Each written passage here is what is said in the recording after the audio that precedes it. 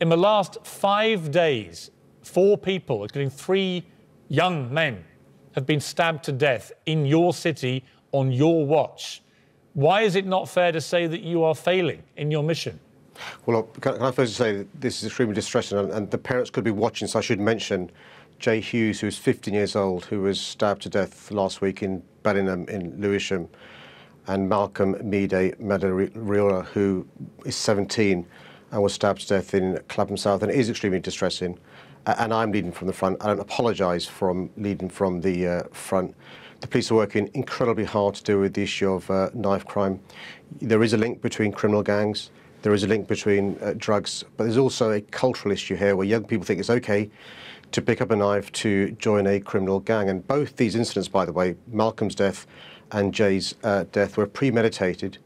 They weren't on the spur of the moment, and there can be no excuse for anybody thinking it's okay to use a knife when there's a dispute. Right, but Mr. Mayor, if I may interrupt, you're talking about 2 incidents. I've just said to you there have been 4 knife murders in London, in South London, in a particular part of your city, in the last 5 days. Not 2, 4, right? And I think that we are entitled, as I've been a Londoner most of my adult life. I've lived in South London, around, actually, where at least 2 of these stabbings happened. Susanna lives in that area, right? So we feel personally invested in this. We've got 6 sons between us who've walked around those streets. And every parent in South London right now who's had that experience and has children is now frightened. They're frightened of their kids getting caught up in this. And again, I say to you, what are you doing about it? Your Twitter feed has been full in the last few days of keeping Londoners safe is my top priority as mayor. Our new violence reduction unit brings together experts, blah, blah, blah. It's all good words, but if people are getting stabbed on an almost daily basis to death in this city, we expect more from you as the mayor. What are you going to do to stop this carnage? Well, let me deal with 3 things that we are doing. But first, look, Jay's youngest than my youngest daughter, and Malcolm's the same age as my youngest daughter, so I share the fair concern and anger you're talking about. The 3 things that I'll give you specific examples of what we are doing to try and grapple with this issue is we set up earlier on this year a violent crime task force, initially 150 officers, and they were tasked to target known knife carriers and parts of London where we knew there was an increase in people carrying knives. They've made more than 1,500 arrests. They've taken hundreds of weapons off our street, including guns, by the way, and offensive weapon. Because they have been shown to making some progress, we've moved 120 officers from the transport team over to do a violent crime task force. Why?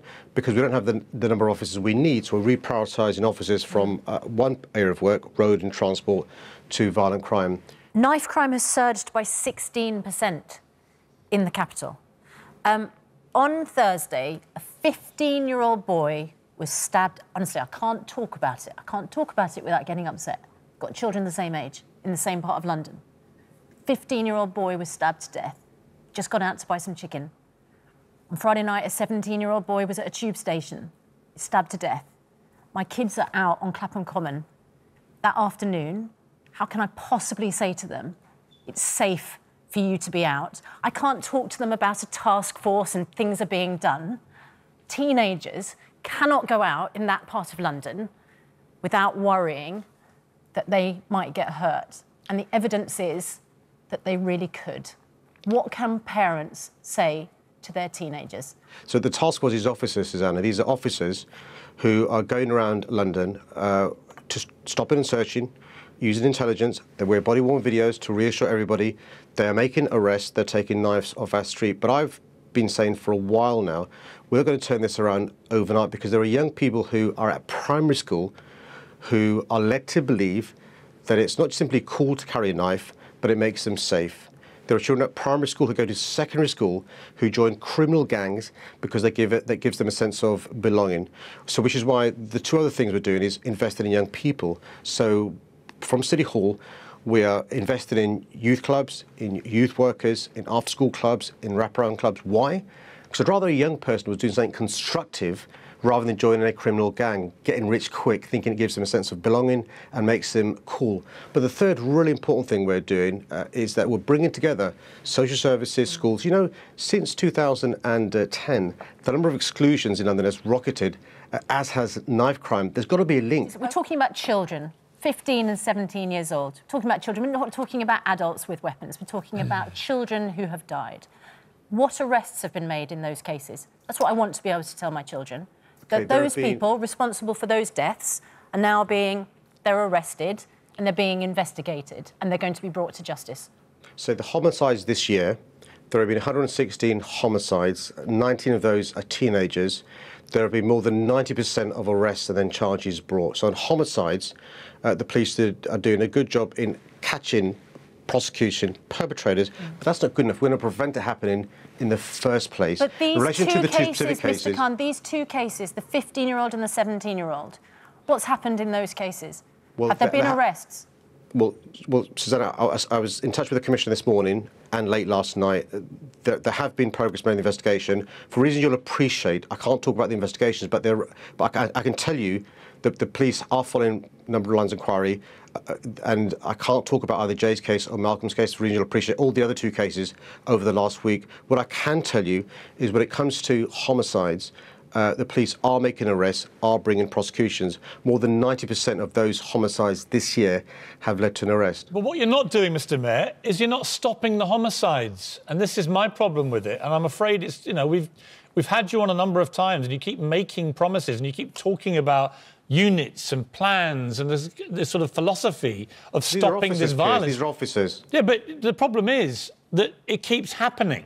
And so clearly, whatever tactics you're deploying, whatever your strategy is, it is demonstrably failing. If 4 people in one part of South London are stabbed to death in 5 days, in the last 5 days, your strategy for tackling knife crime in the capital city is clearly failing. Do you accept that?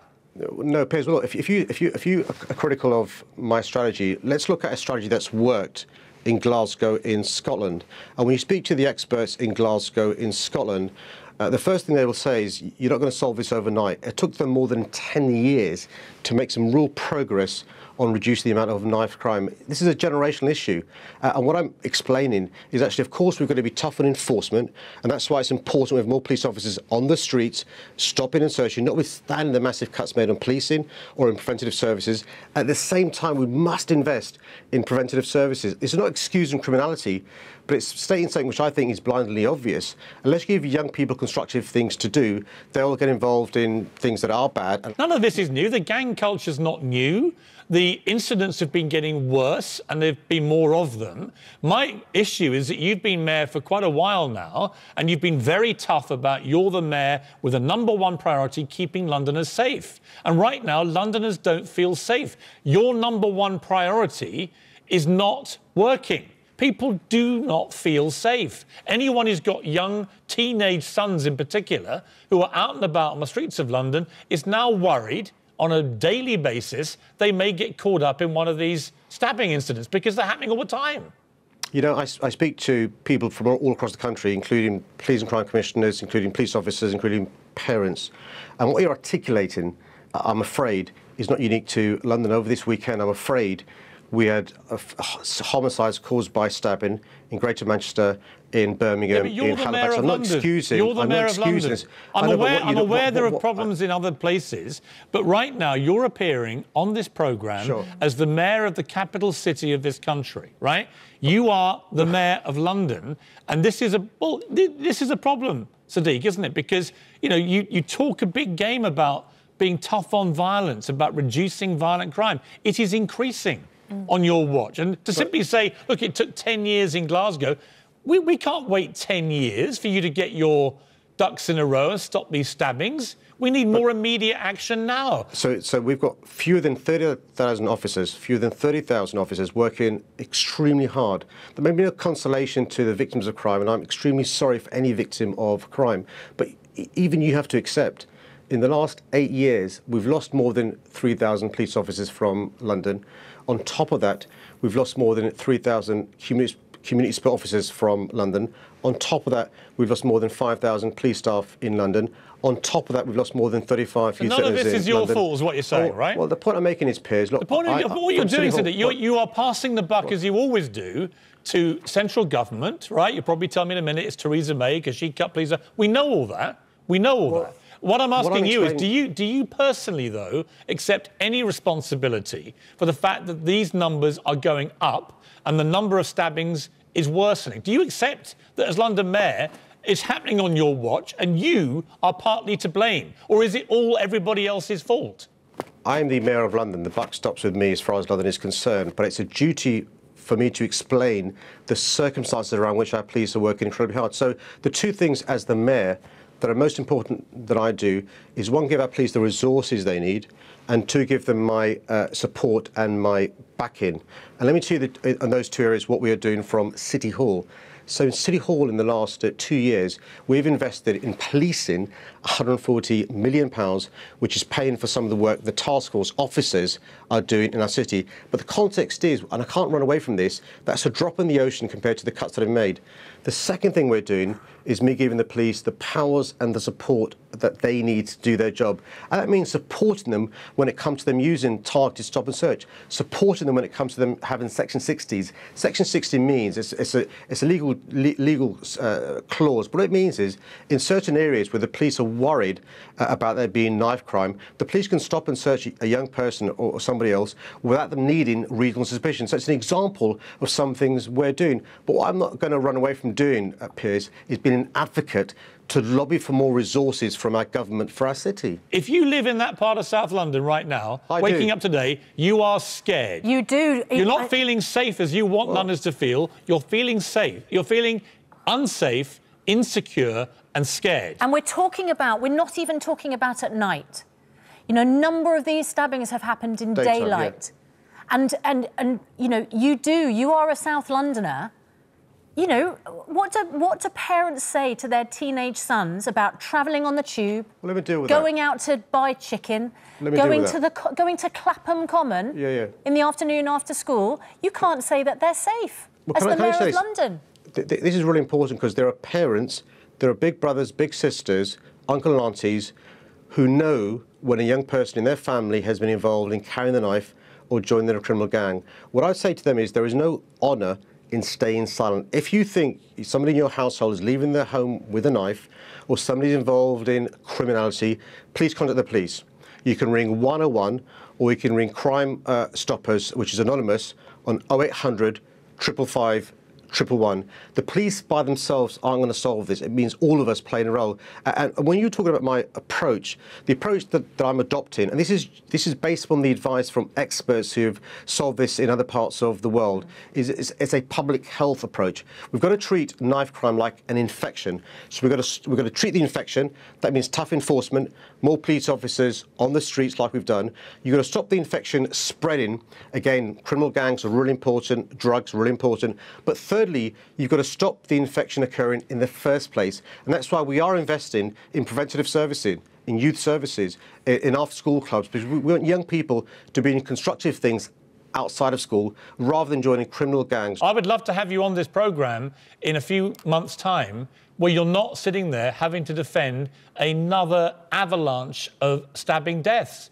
Because we go on about the Americans and their gun culture, and they quite rightly now say to me, I was in America last 2 weeks, and they say, well, what about your capital city, the knife capital of the world? What's going on there? Why don't you worry about your own backyard? And actually, they have a point. You know, we mock the Americans for their failure to deal with gun culture and gun crime. They're now mocking us, rightly, in my opinion, for our failure to deal with knife crime. Well, it is not true to say we're the knife capital of the world. I'm as unhappy as any parent in London about the fact that there's one knife crime or one fatality. We've got to make sure we grapple with this issue.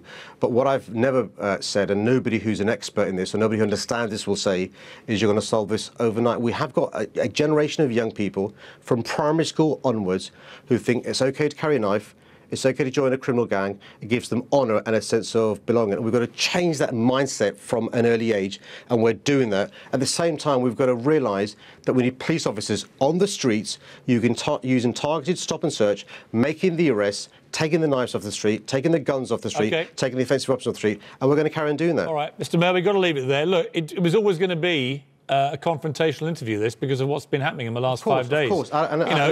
We would love to interview you under different circumstances, but when you have 4 stabbing deaths in South London in 5 days... It's unacceptable. I'm the first person to say it is unacceptable. Yeah. All right. It's not just unacceptable, it's utterly tragic. It's completely... Sort it out, Mr. Mayor, because we don't want to keep talking to you about young kids getting stabbed to death. And it's no comfort to the parents. It's getting very boring, and it's getting very scary for people that every time we have you on, we have to talk about the same thing. Can I just make this one point before we finish, if that's okay, Piers? It is really important. If you have any information at all, please ring 101. Please ring Crime Stoppers. Help our police take these criminals off our streets.